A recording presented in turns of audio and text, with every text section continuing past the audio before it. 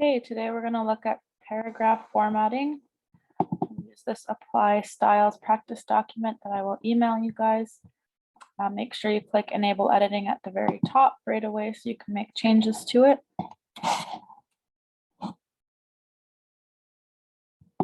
Okay, so if we look at these paragraphs, right now they're aligned to the left, and you can see that the left alignment icon is selected.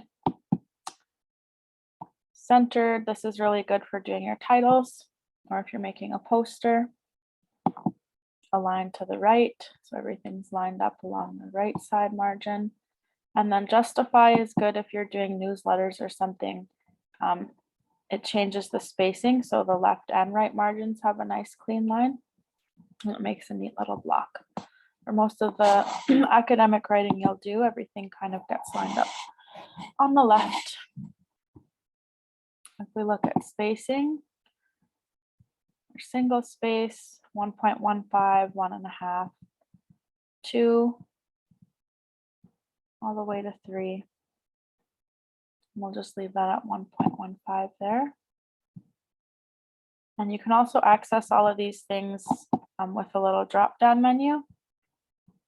So again, we could make this centered.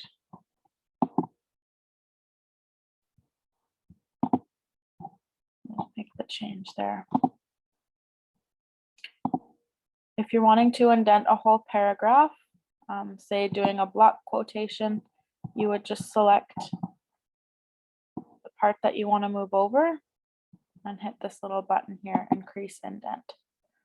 You can just play with those to move things around. Anytime you're quoting a source and you use more than 4 sentences, you would make a block quotation like this instead of just using quotation marks. And you can also access these paragraph settings through the design tab. And go to paragraph spacing, and I'll kind of show you there's no space, compact space, and they get more and more spaced out as you go down. And hopefully everyone's familiar with the font settings. Bold, italics, underline, have all 3. Again, there's a drop-down menu from this little arrow here. You can change the style. Underline.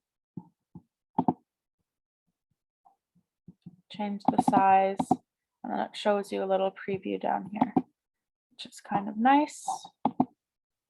The big A is to increase the font by 1 size or decrease. And you can also select the whole document if you hold down Control and tap A. And that's when these are really handy because I don't have to change the title and then change the body. I can just hit up and the title still stay larger than the body.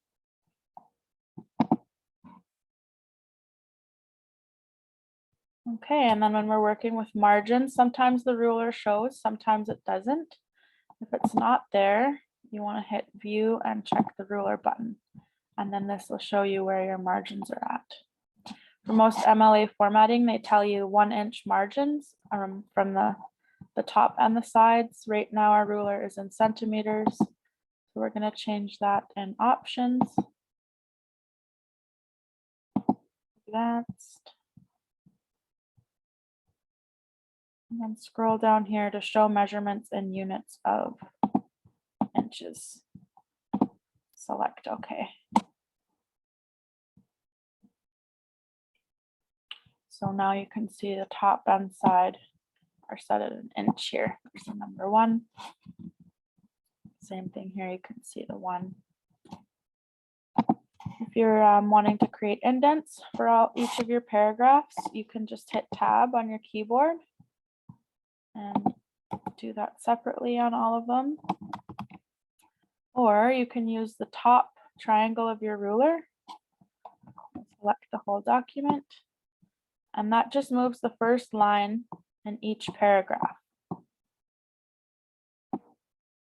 So it's sort of a little shortcut for this, we're pretending this is a quote, so I'll move that back over. Same with the titles, we wouldn't want those indented.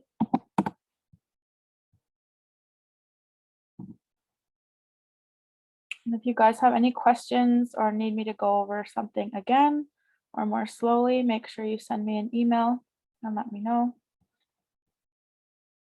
I'd like you guys to,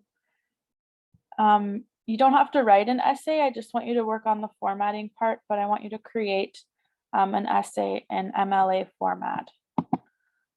So I'll send you this document that describes how that works, and that's what you use for most English and history papers that you'll write.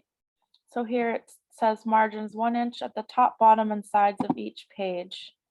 So if we go to view one page, it'll show us the whole thing. And you can see the spacing is 1 inch. We've already set our margins up here. But you can just use this to move them. And for this guy, let's do page width because it's easier. It's easy to get them moved apart. So make sure it's showing this arrow in 2 directions, and that'll move the whole document margin for you.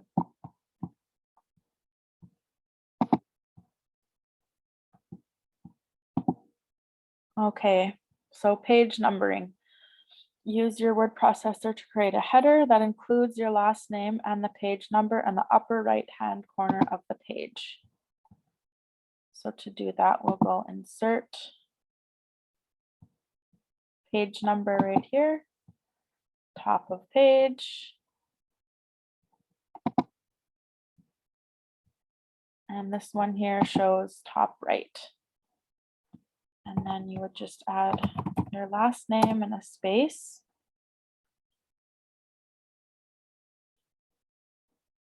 And then once that's done, just close the header and footer.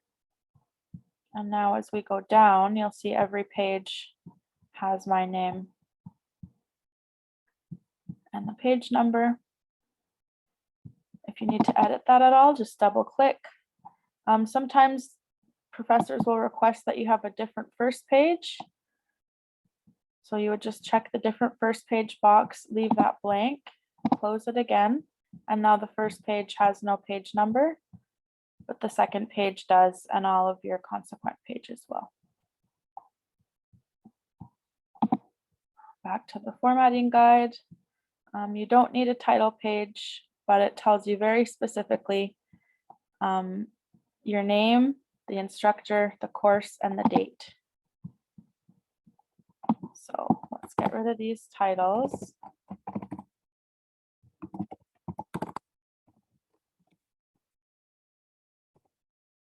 Ashley Reagan,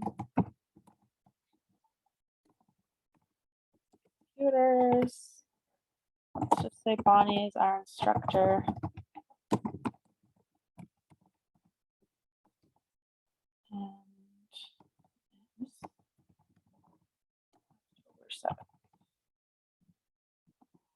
Okay, now all of this we're going to want to be plain font,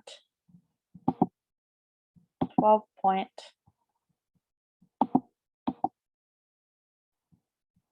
And see, I've got this indented here, and that's why these are indenting. So we can just hit delete in front of all of that. And then make sure it's all spaced the same way. Not sure why those ones are.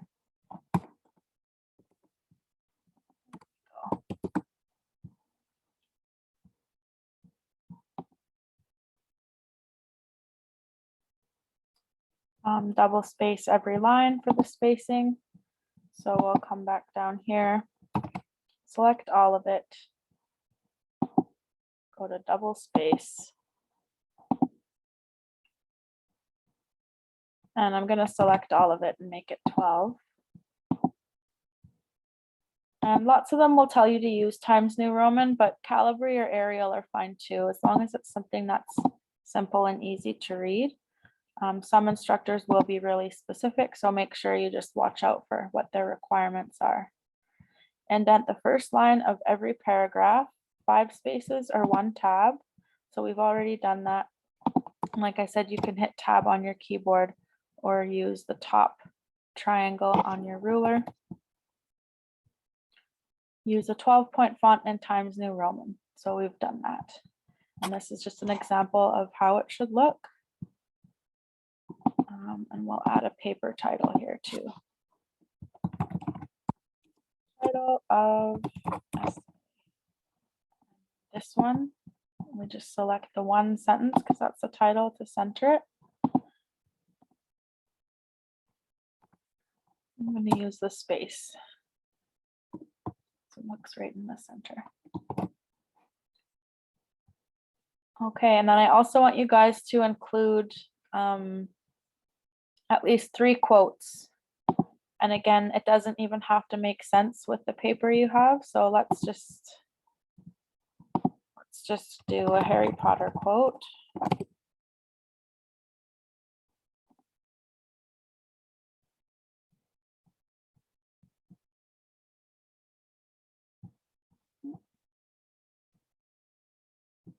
Okay, so we'll just copy and paste this one from Dumbledore.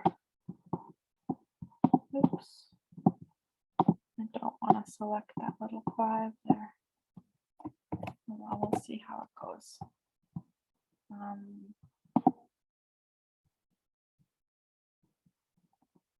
Delete this heading. Just pretend this is a new paragraph. And we'll stick the quote in right here. To make sure that this all matches, make the color black.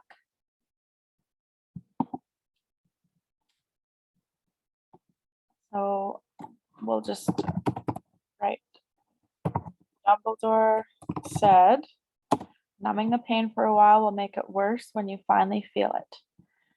And that's from the Goblet of Fire. And we know that the author is J.K. Rowling, so we're just going to put her name. And it says chapter 36, so let's just guess that's page 327. Get rid of this. Don't forget the period at the end. And so that's how you would incorporate a 1-sentence quote. And if you wanted to do it a different way, you could include the author in the quote. So I could have said J.K. Rowling writes.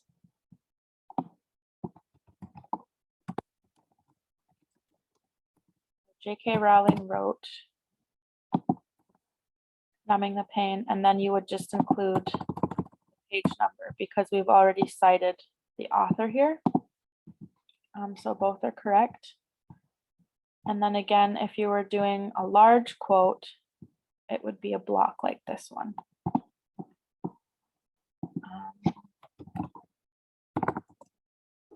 J.K. Rowling's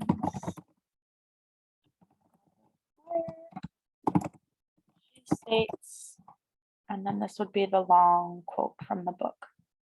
Hypothetically, you guys can use quotes from anything. I just want to see that you can format them in the correct way.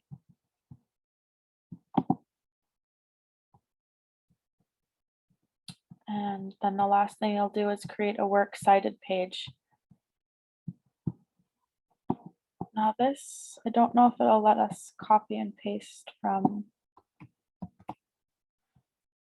a PDF, but let's try it out. Go to the bottom here, insert a blank page. Yes, it will. So works cited, the title gets centered. And everything is double spaced. And so we used the Goblet of Fire.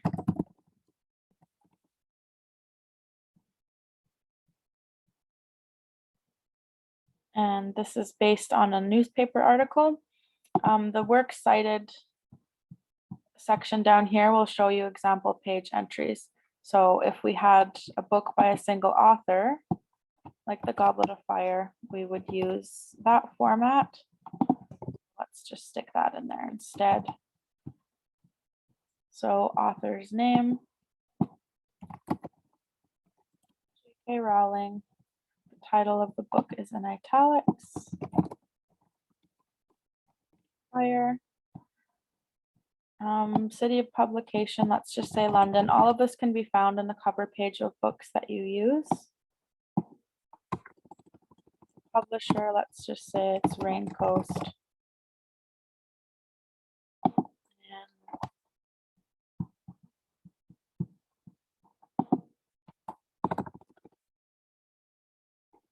And 2002. Medium of publication would be print. Book. And that's all we would do for a book. And I want you guys to do 3 sources because you organize your works cited page alphabetically.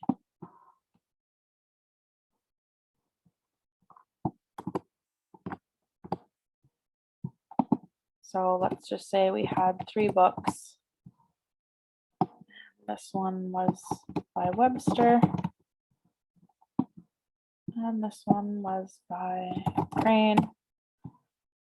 So this Rowling actually would be first. So just select and copy and paste. And for cutting something, you would just hold Control and hit X. And then go back to where you want it, hold down Control and hit V. So now we go K, R, W in alphabetical order. Make sure these are double spaced again.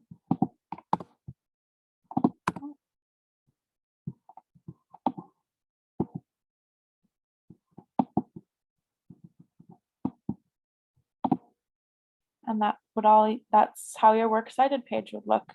And normally for academic papers, you would have a combination of different sources if you used a journal, a book with more than one author, something that you find online. This is more about citations. Like I said, you can use the author's name and the page number. But if you've already mentioned the author, like here, it says Susan Bordeaux claims, and then just the page number.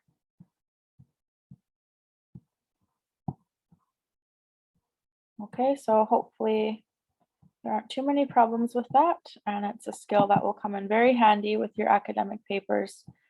Once you've done this, just save it as a new document and you can email it back to me.